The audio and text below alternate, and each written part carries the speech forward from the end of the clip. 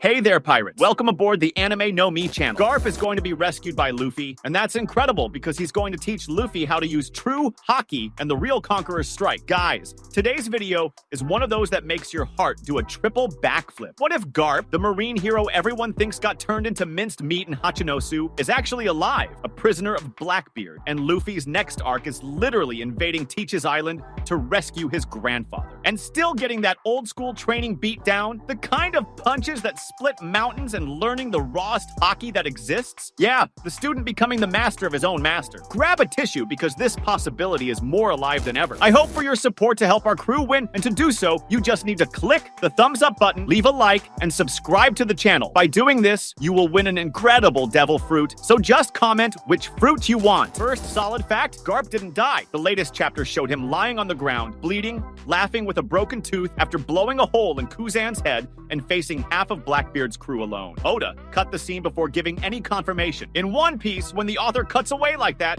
it means there's more. Ace got a hole in his chest right in front of us and still spoke before collapsing. Garp took some slashes and was still laughing. The man is made of pure steel. He's alive, probably chained with sea stone in some basement of Hachinosu. Second fact, Blackbeard collects living monsters. He didn't kill Kobe. He turned him into a bargaining chip. He didn't kill Pudding. He took her to his island. He didn't kill Garp, because Garp is the trophy of trophies. Luffy's grandfather, the marine hero, the guy who fought rocks head on. Teach knows the value of a prisoner like that. He's currency, propaganda, the perfect bait to make Straw Hat come running. Third fact, Luffy already has a history of invading impossible places to rescue family. Impel Down for Ace, Whole Cake for Sanji, Wano for literally everyone. Hachinosu is just next on the list. And this time, it's not just the family I chose, it's blood. The grandfather who threw him into ravines, let him get attacked by tigers, and taught him to throw punches before he could walk straight. Luffy will move heaven and earth if he finds out the old man is alive and imprisoned. Fourth fact, Garp still has things to teach. That punch in Hachinosu wasn't just brute strength. It was advanced Conqueror's haki mixed with armament haki at a level Luffy hasn't shown yet. That Galaxy Fist is no joke. Luffy already has the most creative Conqueror's haki in the world, but he still lacks the pure destructive side, the side that makes the planet shake. And who better than his grandfather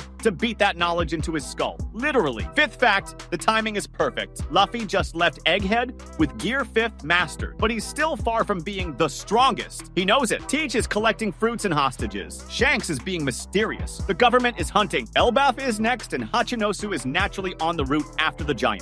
Oda loves making Luffy jump from one insanity to another without a break. Rescuing Garp would be the perfect bridge between Elbaf and the final war. Sixth fact, the emotional parallel would be insane. Luffy has always carried the weight of I couldn't save Ace. Rescuing Garp alive would close that cycle. And he'd finally get the training he never accepted as a kid. Now, as an adult, a Yonko, with the weight of the world on his shoulders, he'd accept every punch from his grandfather with a huge smile because he finally understands that every ravine, every tiger, every you're gonna die kid was disguised love. How could this happen in the current manga? Simple. Some hostage who escaped Hachinosu, like Kobe, arrives in Elbaf with the news, old Garp is alive chained, but alive. Luffy doesn't think twice. The Sunny becomes a rocket. The entire Grand Fleet follows behind. Total invasion of Blackbeard's island even before the final war starts. And in the middle of the chaos, Luffy finds Garp imprisoned, smiling with a black eye. You're late, you rubber idiot. Or simply through the newspaper. Part 2,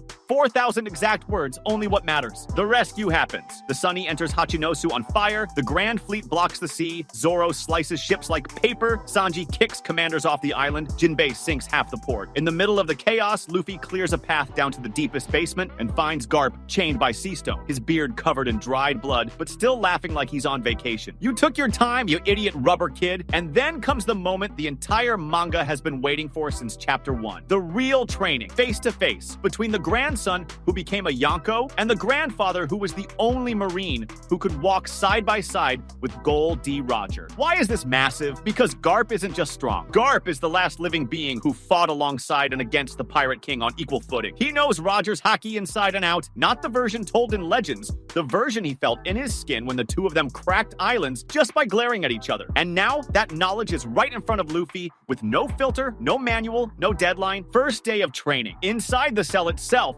because Teach is still trying to understand what's happening outside. Garp drops a line that changes everything. Your Conqueror's haki is pretty, kid. Makes the sky turn to rubber, and people laugh. But Rogers didn't make anyone laugh. It made the world shut up and obey. And he shows it. Even weakened by the sea stone chains, Garp releases a pulse of Conqueror's haki, so dense the metal in the chains starts cracking on its own. It's not a colorful explosion. It's absolute pressure, the kind that makes the air weigh tons. Luffy feels for the first time what Conqueror's haki looks like when used as a weapon of pure domination, not just inspiration. Second day, armament haki. Luffy already has the advanced form, the kind that flows into the enemy's body. Garp laughs in his face. That's a kid's trick. Roger turned his haki into a living armor that broke anything with just a touch, and he demonstrates it with a punch to the floor of the cell. The impact isn't just destruction, it's surgical precision. The punch opens a perfect hole 10 meters wide without touching the walls. Luffy's eyes go wide. It's the same concept as the Galaxy Fist, but refined to the extreme. Garp explains that the secret isn't brute force, it's absolute intention. You don't hit the enemy, you decide the enemy is going to break, and the haki obeys. Third day, the fusion of the two. The thing Roger did best. Garp calls it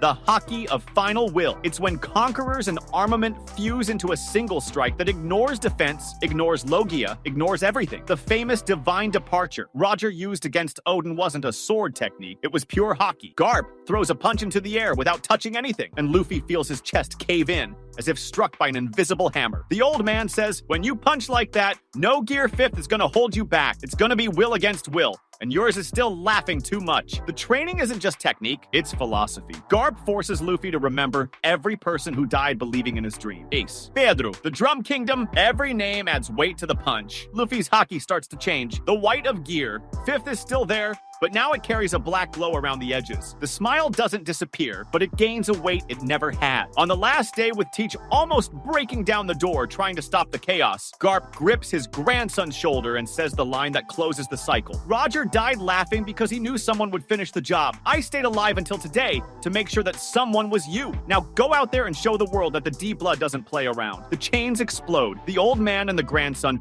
walk out of the cell side by side, Luffy with his new haki pulsing in his fist. Garp with the smile of someone who can finally rest. And when Blackbeard sees the two of them coming together, he understands that his nightmare has just gained reinforcements from someone who once made rocks run. Because now, Luffy doesn't fight only with the power of Nika, he fights with the haki of the man who held the world on his back while Roger laughed. When Luffy and Garp step out of the prison, the island of Hachinosu seems to tremble. The sea roars as if the world itself were preparing for the battle to come. Blackbeard, who until then seemed invincible, now faces something far worse than any nightmare. The marine hero and the future pirate king stand before him, ready to challenge everything Teach has built. Garp's smile has never been so powerful. He's old, exhausted, but the weight of his life, his choices, and the battles he fought beside and against Goldie Roger are more than enough to make anyone's blood boil. The smile he gives Luffy isn't just pride, it's certainty. The world is about to change, and the future lies in the hands of the grandson he helped forge. Luffy, in turn,